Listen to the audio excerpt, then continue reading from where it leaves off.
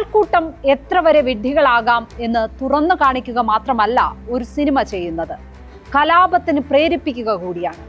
വിക്കി കൗശൽ നായകനായ ഛാവ സിനിമയാണ് നാഗ്പൂർ കലാപത്തിന് കാരണമായതെന്ന് നിയമസഭയിൽ പറഞ്ഞത് മഹാരാഷ്ട്ര മുഖ്യമന്ത്രി ദേവേന്ദ്ര ഫട്നാവിസ് ആണ്. മറാത്തകൾക്കിടയിൽ ഔറംഗസേബിന് എതിരായ വികാരം ആളിക്കത്തിച്ചത് സിനിമയാണെന്നാണ് BJP മുഖ്യമന്ത്രി പറഞ്ഞത്. അപ്പോഴും മുഖ്യമന്ത്രിയുടെ ഭാഷയിൽ കുറ്റക്കാർ കലാപത്തിന് ആഹ്വാനം ചെയ്തവരല്ല, സിനിമയാണ്.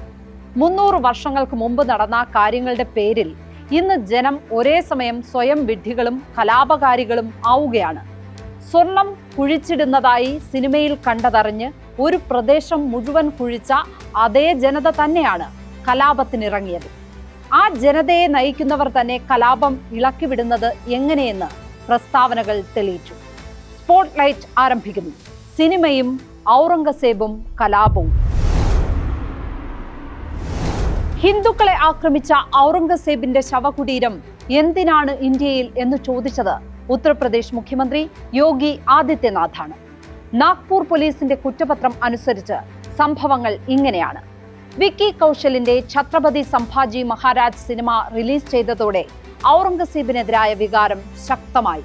നാഗ്പൂരിൽ നിന്ന് ഏതാണ്ട് 500 കിലോമീറ്റർ അകലെ ഛത്രപതി സംഭാജി നഗർ എന്നറിയപ്പെടുന്ന പഴയ ഔറംഗാബാദിലാണ് ഔറംഗസേബിന്റെ ശവകുടീരം.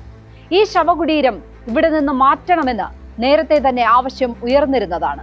സിനിമയിൽ ഔറംഗസേബ് ഹിന്ദു രാജാക്കന്മാരെ ക്രൂരമായി പീഡിപ്പിക്കുന്ന ദൃശ്യങ്ങൾ കാണിച്ചതോടെ വിശ്വ ഹിന്ദു പരിഷത്തും ബജ്റംഗ് ദളും പ്രതിഷേധവുമായി ഇറങ്ങി. ശവകുടീരം നീക്കണമെന്നാവശ്യപ്പെട്ട് നടത്തിയ പ്രതിഷേധത്തിൽ ഔറംഗസേബിന്റെ കോലം കത്തിച്ചു. കോലമുണ്ടാക്കിയത് പച്ച തുണിയിലായിരുന്നു. അതിൽ ഖുറാനിലെ വാചകങ്ങൾ എഴുതിയിരുന്നു എന്നുകൂടി പ്രചരിപ്പിച്ചതോടെ മുസ്ലിം സംഘടനകളും പ്രതിഷേധവുമായി ഇറങ്ങി. ഈ 2 പ്രതിഷേധങ്ങളാണ് നാഗ്പൂരിനെ വീണ്ടും കലാപഭൂമിയാക്കിയത്. 1658 മുതൽ 1707 വരെയാണ് ഔറംഗസേബ് മുഗൾ സാമ്രാജ്യം ഭരിച്ചത്. 318 വർഷം മുമ്പ് അവസാനിച്ചതാണ് ആ ഭരണം. ചരിത്രം കുഴി തോണ്ടിയെടുത്ത് അതിൽ കഥകൾ ചേർക്കുന്നത് കലാപകാരികളുടെ മാത്രം ആവശ്യമാണ്. ചരിത്രത്തിന്റെ ഓരോ ഘട്ടത്തിലും ഓരോ തരം ഭരണാധികാരികൾ ജനതയ്ക്കുമേലുണ്ടാകും. 300-ഉം 400-ഉം വർഷം കഴിഞ്ഞ് അവരെ തിരുത്താനിറങ്ങിയാൽ എന്തൊക്കെ മാറ്റേണ്ടി വരും.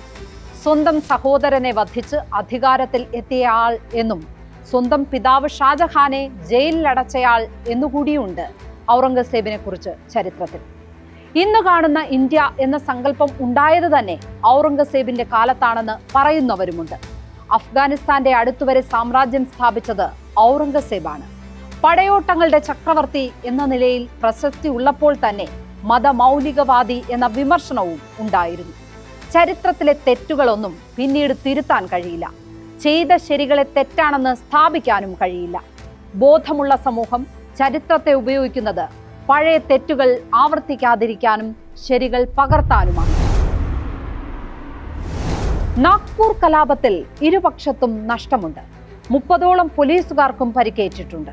കലാപത്തിന് ആഹ്വാനം ചെയ്തവർ സിനിമയെ ഒരു ഉപാധിയാക്കി മാറ്റുകയല്ല ചെയ്തത്. പണം വാരാൻ എന്തും ചെയ്യാം എന്ന നിലയിൽ എത്തിയവർ സിനിമയെ ആ നിലയിലേക്ക് മാറ്റുകയായിരുന്നു. ഭൂരിപക്ഷ മതവിഭാഗത്തെ മുഴുവൻ വികാരമിളക്കിവിട്ട് തിയേറ്ററിൽ എത്തിക്കാൻ ശ്രമിച്ചവർ ന്യൂനപക്ഷത്തെ ശത്രുക്കളായി സ്ഥാപിക്കുകയും ചെയ്തു. സിനിമ പോലെ ജനകീയമായ കലാരൂപം ഒരിക്കലും ചെയ്യരുതാത്ത കാര്യമാണ് സംഭവിച്ചത്. ഒരു വിഭാഗത്തിന്റെ പ്രേക്ഷകരെ ലക്ഷ്യമിട്ട് സിനിമ പ്രൊപ്പഗാൻഡയായി മാറുമ്പോൾ മറുവശം സ്വാഭാവികമായി ഇരകളാവുകയാണ്. സിനിമ കണ്ടുവരുന്നവർ അപരപക്ഷത്തെ ശത്രുക്കളായി കാണും. സിനിമയിൽ കാണിച്ച തിന്മയ്ക്ക് പ്രതികാരം ചെയ്യാൻ ഇറങ്ങും. ശിവസേനയും VHPയും ബജ്റംഗ് ദളും ഒക്കെ രാഷ്ട്രീയ നേട്ടം ഉണ്ടാക്കിയത് ഇത്തരം വികാരങ്ങൾ മുതലെടുത്താണ്. ഇപ്പോൾ കലാപം ഉണ്ടായ മഹൽ പ്രദേശത്ത് ഹിന്ദുക്കളും മുസ്ലിങ്ങളും പതിറ്റാണ്ടുകളായി സൗഹാർദ്ദത്തിൽ കഴിഞ്ഞിരുന്നതാണ്. കലാപം പെട്ടെന്നുണ്ടായതല്ല എന്നതിന് തെളിവായി ഉയർത്തിക്കാണിക്കുന്നത് ആയുധങ്ങളാണ്. ഇരുപക്ഷവും യുദ്ധത്തിനെന്നതുപോലെ ആയുധങ്ങളും സ്ഫോടക വസ്തുക്കളുമായാണ് ഇറങ്ങിയത്. ഇരുവിഭാഗവും നേരത്തെ തന്നെ കോപ്പുകൂട്ടി എന്നതിന്റെ സൂചനയാണ് ഇത്. പക്ഷേ നാഗ്പൂരിലെ പോലീസ് മാത്രം സംഭവിച്ചതൊന്നും അറിഞ്ഞില്ല. പോലീസിനുണ്ടായ വലിയ വീഴ്ചയാണ് ഇപ്പോഴത്തെ അതിക്രമങ്ങൾക്ക് പിന്നിൽ. കലാപത്തിന്റെ ആദ്യഘട്ടത്തിൽ പേരിനു പോലും പോലീസ് സ്ഥലത്തുണ്ടായിരുന്നില്ല എന്നാണ് ആരോപണം. കലാപം നടക്കട്ടെ എന്ന നിലയിൽ പോലീസ് കണ്ണടച്ചു എന്ന ഗുരുതര കുറ്റത്തിനാണ് മറുപടി ഉണ്ടാകേണ്ടത്. രാവിലെയും വൈകിട്ടുമായി 2 കലാപങ്ങളാണ് നാഗ്പൂരിൽ ഉണ്ടായത്. രാവിലെ ഹിന്ദു വിഭാഗത്തിന്റെ പ്രതിഷേധവും വൈകിട്ട് മുസ്ലിം വിഭാഗത്തിന്റെ പ്രതിഷേധവും. ഇതിനിടയിലുള്ള സമയത്തെങ്കിലും പോലീസ് ഇടപെട്ടിരുന്നുവെങ്കിൽ സ്ഥിതി നിയന്ത്രിക്കാമായിരുന്നുവെന്നാണ് പ്രതികരണങ്ങൾ കാണിക്കുന്നത്. ഒരു കലാപവും പെട്ടെന്നുണ്ടാകുന്നതല്ല.